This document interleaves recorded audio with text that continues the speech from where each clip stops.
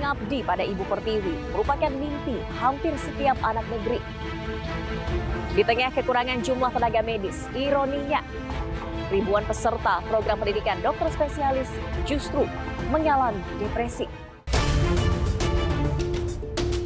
Pada pertengahan April 2024, hasil screening kesehatan jiwa Kementerian Kesehatan yang melibatkan 12.121 peserta program pendidikan dokter spesialis, terdapat 2.716 orang yang menunjukkan gejala depresi. Dari data tersebut, 1.977-nya mengalami depresi ringan, 486 mengalami depresi sedang, 178 mengalami depresi sedang berat, dan sebanyak 75 lainnya mengalami depresi berat.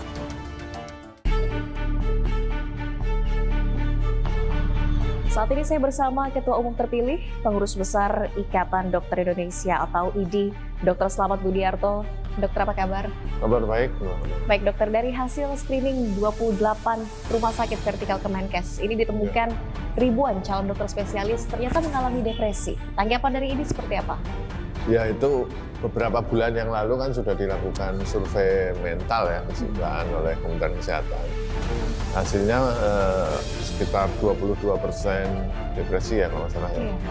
3,3% keinginan bunuh diri. Harusnya saat setelah hasil survei mental itu sudah ada, harusnya ditindaklanjuti ya. Kenapa terjadi depresi? Menurut Ikatan Dokter Indonesia yang paling vital mereka depresi adalah pertama mengenai jam kerja. Jam kerja itu sangat membebani peserta pendidikan dokter spesialis. Kalau di Indonesia itu kan kita ada ketentuan maksimal 8 jam sehari. Iya. Kalau dokter oke lah 10 jam. Gitu loh. Seminggu misalnya 50 jam. Kalau di Eropa juga sama 50 jam. Nah di Indonesia pendidikan spesialis itu jamnya nggak jelas. Ada yang 24 jam.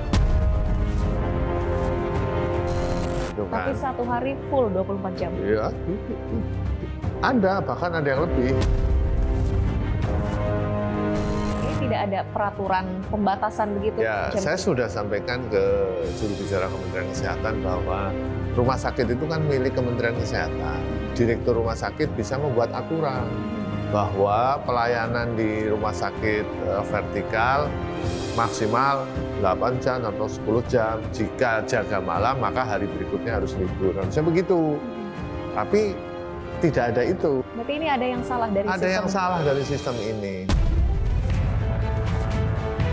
Kalau sistem di pelayanan itu hak mutlak kewenangan Kementerian Kesehatan.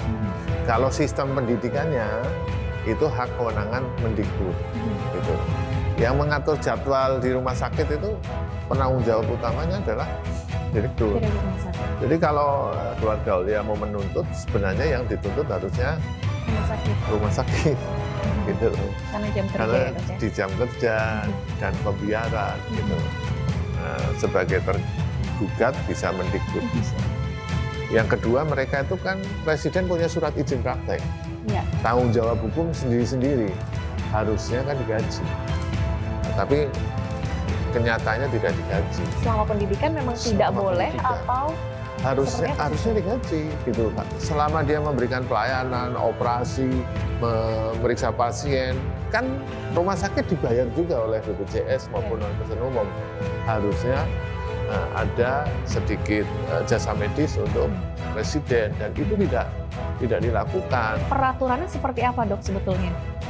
Saya tidak tahu kenapa mereka tidak dibayar. Padahal rumah sakit mendapatkan uang dan ya sebagian besar pemasukan rumah sakit kan yang mengerjakan adalah residen. Cek aja ke RSCM, Karyadi itu residen semua yang mengerjakan. Tapi mereka sudah overtime, mungkin dapat insentif tapi tidak seberapa, tidak bisa menjamin hidupnya selama sebulan. Itu dua hal yang sangat luar biasa yang memancing seseorang depresi, ingin bunuh diri, karena sudah padahal punya ini istri dan anak kan. Artinya full selama pendidikan sama sekali tidak mendapatkan gaji? Tidak ada. Ini kan pelanggaran HAM. kami ID pernah menyampaikan kalau ini dibiarkan terus, kami akan lapor ke Komnas HAM akibat ini. Sudah ada upayanya sekarang? Kami lagi mediasi dulu agar Menteri Kesehatan mengeluarkan peraturan tentang gaji residen yang dikeluarkan oleh rumah sakit, karena rumah sakitnya milik Kementerian Kesehatan. Kalau itu mediasi sudah tidak bisa jalankan, ya apa boleh buat, kita melapor ke Komnas HAM. Enggak, Pak. Tiap aku bangun tidur tuh, Pak, badannya sakit semua, Pak. Punggungnya sakit, Pak. Bangun harus pelan-pelan. Kalau nggak pelan-pelan nggak bisa bangun. Aku aja tadi mau minum tuh susah. Di Bangsalang minumnya pada habis kan. Terus aku akhirnya minta tolong CS, aku kasih uang 50.000. Aku minta nitip minum buat dia beliin minum, karena kan aku nggak boleh ke minimarket, nggak boleh ke kantin sama sekali toh. Selain bekerja full, bahkan ada yang sampai 24 jam, kemudian juga tidak digaji untuk residen. Dari kasus Dr. Aulia juga ini kan mencuat, ada hierarki antar senior junior, ada perundungan. Dari ID sendiri, apakah bisa memberikan sanksi untuk dokter yang melakukan perundungan? ID hanya bisa memberikan sanksi etika. Tapi kan perundungan itu juga masuk dalam ranah kriminal, gitu loh. Karena residen mau junior, senior sampai konsulennya itu kan anggota ID. Iya. Dia harus mengikuti kode etik Ikatan Dokter Indonesia. Kalau dulu sebelum Undang-Undang Kesehatan lahir, kita bisa mencabut rekomendasi izin praktek kalau terjadi pelanggaran etik. Kalau sekarang tidak bisa karena dengan semua undang-undang yang baru. dengan undang-undang yang baru, semua ada di Kementerian Kesehatan.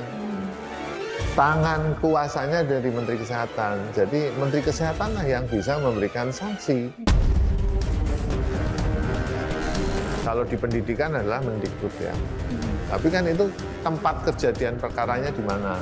Apakah di rumah sakit ataukah di FK? Kalau menurut ID sendiri, apa yang paling bisa dilakukan terutama dalam jangka waktu yang dekat untuk bisa menghapus, memutus rantai perundungan Jam untuk calon kerja. dokter spesialis? Jam kerja menurut kami adalah pangkal masalah dari perundungan. Maksimal 8 jam. Kalau lebih dari 8 jam dianggap lembur, kemudian ada jam istirahat, kan gitu kan. Nah itu nggak ada, karena ini rumah sakit vertikal tentunya ini kewenangan Menteri Kesehatan. Terima kasih, Terima kasih. dokter atas waktunya. Usut tuntas kasus perundungan dalam program pendidikan dokter spesialis yang berujung kematian. Publik menanti keberanian semua pihak mengungkap pelaku perundungan dan siapapun yang terlibat di dalamnya. Karena rantai perundungan senioritas yang selama ini terjadi harus diputus. Dan hukuman setimpal harus diberlakukan. Jadi jangan bilang Anda tidak tahu akan permasalahan ini. Karena kami sudah memberitahukannya.